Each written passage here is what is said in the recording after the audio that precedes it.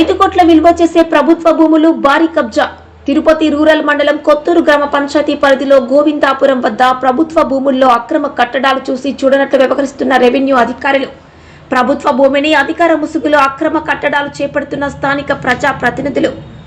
ప్రభుత్వ ఆధీనంలో ఉన్న 4.38 సెంట్ల భూమిని స్థానిక ప్రజా ప్రతినిధులు ఆక్రమించుకొని కబ్జా. సుమారుగా 2 ఎకరాలకు పైబడి భూమిని ప్రైవేటు వ్యక్తులకు ప్లాట్ల రూపంలో విక్రయించడం జరిగింది.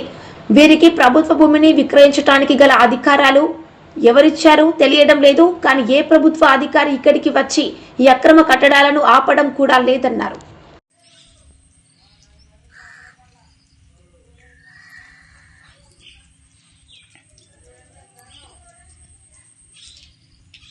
కొత్తూరు గ్రామ పంచాయతీ లెక్క దాఖలాలో తిరుపతి రూరల్ మండలం దాదాపుగా 4 ఎకరాల 38 సెంట్లు గల ఈ జాగాని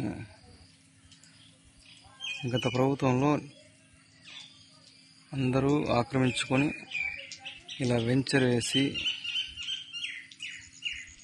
ఇక్కడ ఇల్లు కూడా నిర్మించడం జరిగింది. దీనికి ఏపీఎస్పీడీసీ వాళ్ళు కూడా కరెంట్ లైన్లు కూడా లాగడం జరిగింది. అయితే ఇది ఎవరు పర్మిషన్ తీసుకుని వేశారు ఏంటి అనే విషయం కూడా ఎవరికి తెలియదు.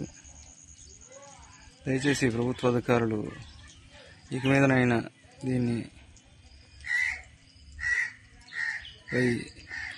దీని మీద చర్యలు తీసుకుని ఈ గవర్నమెంట్ స్థలాన్ని